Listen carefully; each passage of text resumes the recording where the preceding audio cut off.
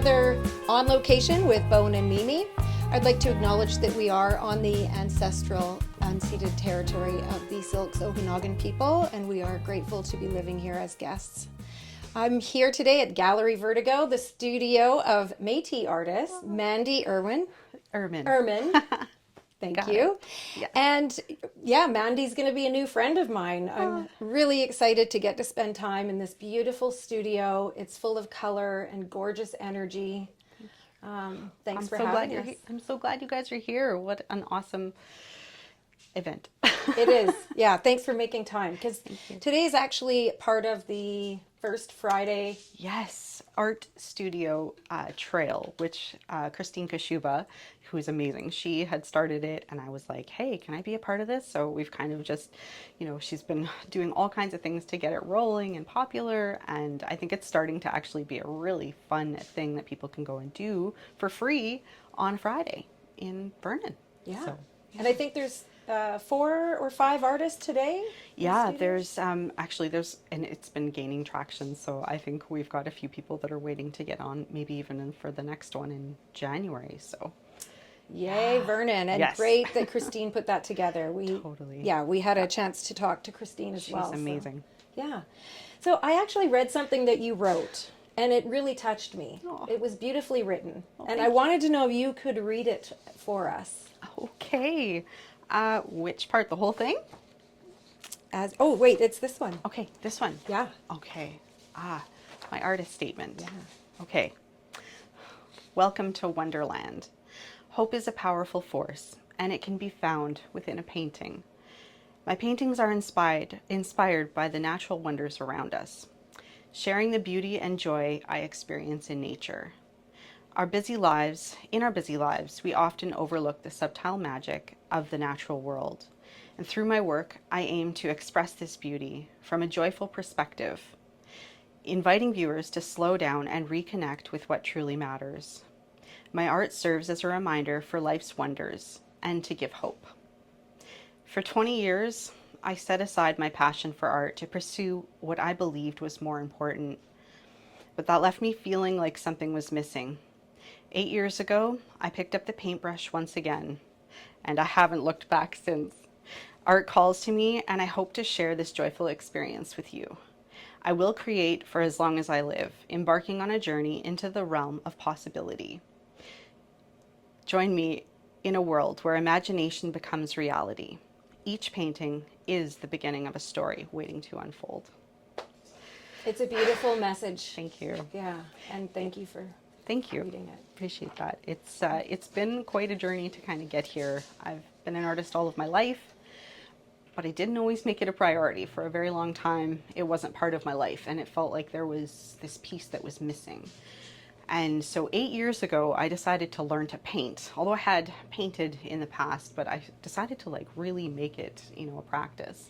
And can I just ask, was that also when you were still working in your career? Yes, I actually spent 24 years in the busy car dealership life. And let me tell you, all my car dealership friends out there, they know. Be nice to the car dealership people, because it's crazy. Yeah. It's busy, it's chaos, it's stress, like a lot of jobs are. So yeah. So were you picking up the paintbrush at that time to sort of manage the stress yes, of the job? I was. I was going through a lot of what is it I really want to do? You know what I mean? I had, from a very young age, I had started this car dealership, career, and which I'm very grateful for. I have met some incredible people, and it has been a really good experience. However, it wasn't necessarily quite the right fit, and it felt like something was missing. And so I actually picked up painting. My mom is a painter, and so I asked her to, really teach me some of the skills that she had learned over the years. So she showed me a few techniques and things like that, and I literally, within the next 60 days, I think I had painted 30 paintings. I couldn't stop. Any moment I got, I was painting. And I was like, this is really cool. And each time I painted, I just felt recharged. And so, it took a while to kind of get some traction. But then I would, try and be like, well, could I do this as a living? And everybody was like, no, artists starve. You can't do that. How did you feel when you were getting that kind of feedback? I was like, well, why not? Because this is what I want to do. So it took some time to really kind of like unfold some of the layers. And it's not an easy business because as many artists, there's so many incredibly talented artists out there that still have to work or have to whatever because they haven't necessarily put it together as in like, how am I going to actually earn a living from this, you know, without either a patron or gallery representation or whatnot. So it's, you know, it depends which avenue you want to go down. And I didn't necessarily have some of those avenues. So I tried to really figure out what I could do. So I actually went to work with, you know, I worked really hard at my job. So I was like, why can't I work really hard at this? Because I love it, you know, so. Yeah.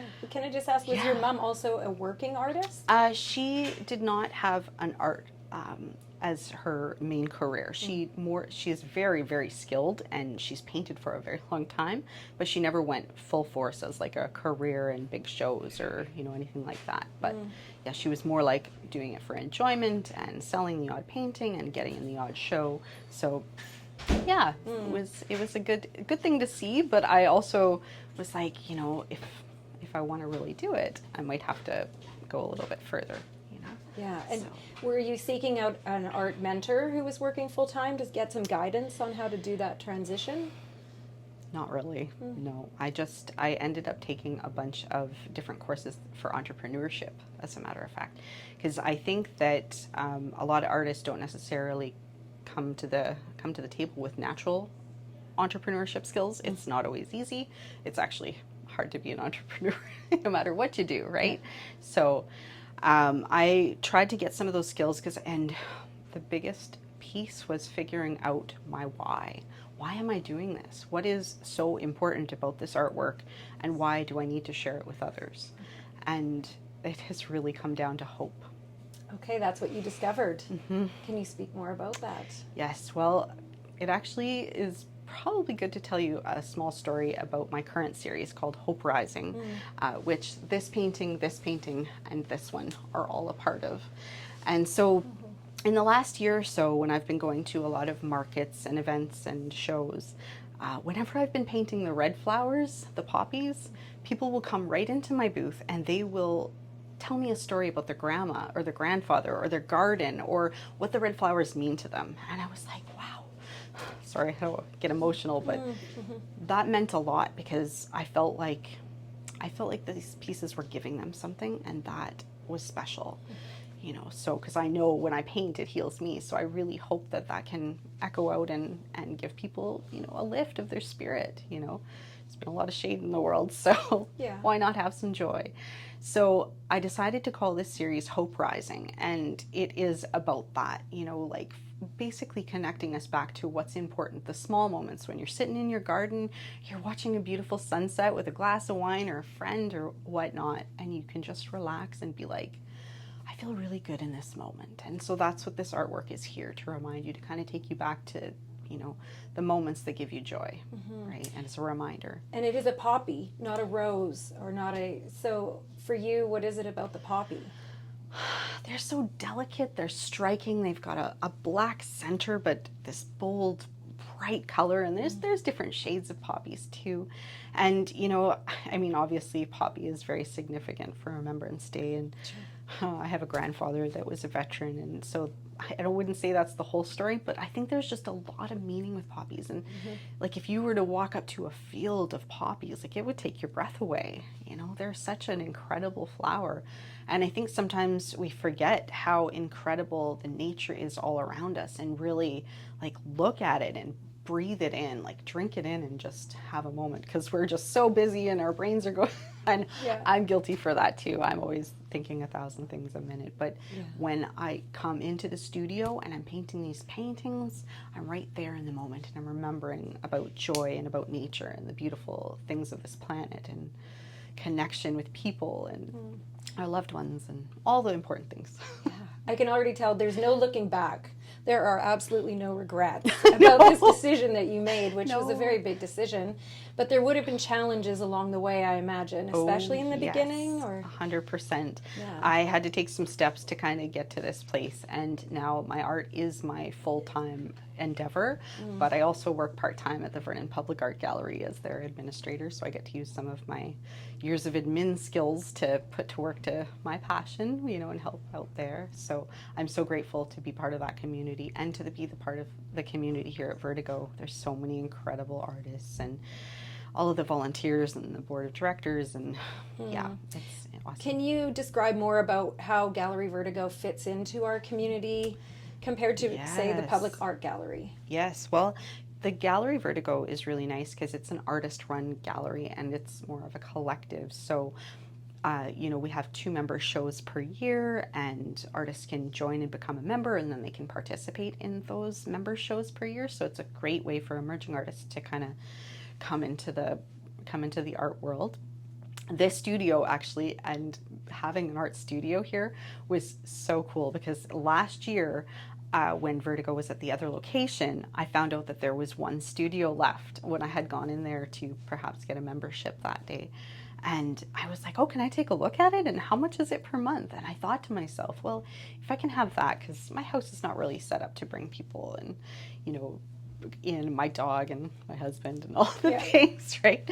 So I'm like, if I had a little studio in a place where people are coming to look at art, maybe we could have, you know, some hang out and have tea in the studio or a glass of wine and chit chat if somebody's looking for a painting and talking about their vision, you know. And so I rented the last studio, and I'm so glad that I did, because then we moved to downtown and now here we are, and it's like it feels like a really wonderful place to be, and I've had some awesome experiences and met amazing people, so I'm very happy to be here. And when you first got involved at Vertigo at the other location, what was the environment like there compared to Here? where we are here? So could you maybe set it up what it was like there first? You know, it was good because, I mean, I had some good conversations and met some wonderful people there too, but it was really off the beaten track. So now we're right on Main Street, and we've got so many different, like right on this little block, there are incredible places that are loving art. Like we have the Bean Scene, who always showcases a different artist each month. There's the Vibe right next door to the Town Theater, and they have all local artisans, and they've got some of my work in there as well. And we're just like in this block, this hub, you know, right for the arts. And of course, the Vernon Public Art Gallery is having a new facility built. Course, yeah. Right? So that's going to be even closer to this location. It's just going to be a really nice place in town to have, you know, the art community, and people can come and enjoy. And have you seen it change, Gallery Vertigo change as far as who's involved? I'm just thinking about my time at Gallery Vertigo at the location before the one that you were at.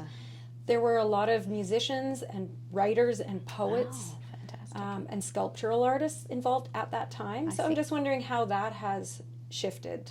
Yeah, I haven't seen a lot of that, but I think that would be really fantastic if we had, you know, because I mean, what better fit than to put visual artists with musicians and poets, because, you know, have an evening, have an experience, and you can have the artwork up, and you can have a musician demonstrating their art and a poet reading their works, right? Like, you know, this just all fits together. It's about the experience, it's about the joy, and so I think that's really nice, and I'd love to see a little bit more of music involved here at Gallery Vertigo. Perhaps that'll change going forward. Yeah, that's the outreach we need to work on, right? Yes. Yeah, it'll happen. It'll Totally.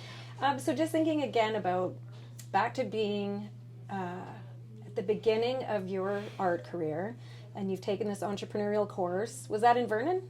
Actually, it was through Community Futures. Oh, great. Yeah. Anybody wanting to start out, no matter what your idea is or what you want to do or your dream, I say go there, because they are amazing. They've got a lot of people to support and kind of like lead you on the right path and help you design a business plan, because when, you know, you can be like, I'll try this, I'll try that, I'll just, you know, do, but if you can kind of get a plan together, you know, you may still want to try a lot of things, but maybe you can set some priorities, and so it's good.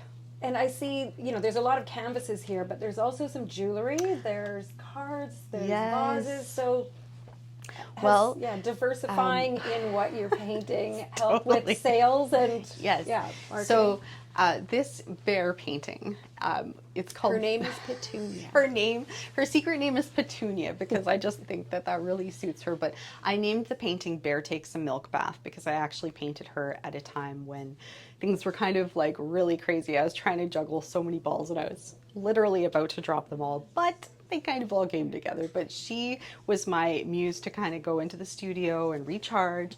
And I painted her and I laughed and she was so funny. And I was just thinking, you know, she's just like, I've had a day and now I'm just going to sit here in this milk bath and take some time for me, which I think we all need a reminder to. So I love Petunia. So I brought her down today to showcase to everybody. Front and center. Right. She's perfect. Yeah. But I've also made prints. Well, and wait a second. Yes. Aren't there some hidden secrets in Yes, this painting? there are. I'm all about the Easter eggs because I think it's really nice when you look at a painting and you're like, oh, that's lovely, but then you can come in and know some secret things about it. This painting, because I am an avid gardener, I love my garden. It also recharges me very much. But I have pressed some flowers and imposed them into this painting. So there's one here, there, and there. And these are petunias right out of my garden. So I like to paint them so it's not necessarily the first thing that you see. I want you to look at the artwork, but I want you to, and also I was just having a conversation last night with somebody and they pointed out how flowers have an energy, real botanicals. And I'm like, that is so true because the flowers are imposed in the painting. They're collaged right in there. So yeah, piece of your garden. yes. So Okay. we do all kinds of things. I make cradled wood prints, and so that's just a very nice way. Like, not everybody wants to invest in a large piece of art, but some do. Or has space. Exactly, Yeah. if they don't have the space, and I make these art prints on tiles. Very pretty. So these are not a trivet. Don't put anything hot on there because it will not go well. It's more for decorative purposes. Yeah. But we do greeting cards and we do 8x10 prints. And I really enjoy making these because I think, okay, if you choose the right artwork that speaks to you and you can wear your art, it's kind of like, you know, this is my vibe. You're you know, rocking like, it. You know, so I like making the jewelry because it's a nice way to collect the art. And this is one of the newest things that I've just done. I'm like, why can't anything be a canvas? This is an original. So I took a vase, just a regular vase, and I painted a painting on it of a flower. And I just thought, well, I love how thick the paint is. it's nice and full of texture and it's got some gold embellishments. So I was like, let's try something different. gorgeous. Gotta experiment. Yeah, well, we will have a chance to showcase more of your art. Awesome. Yeah. Thank you.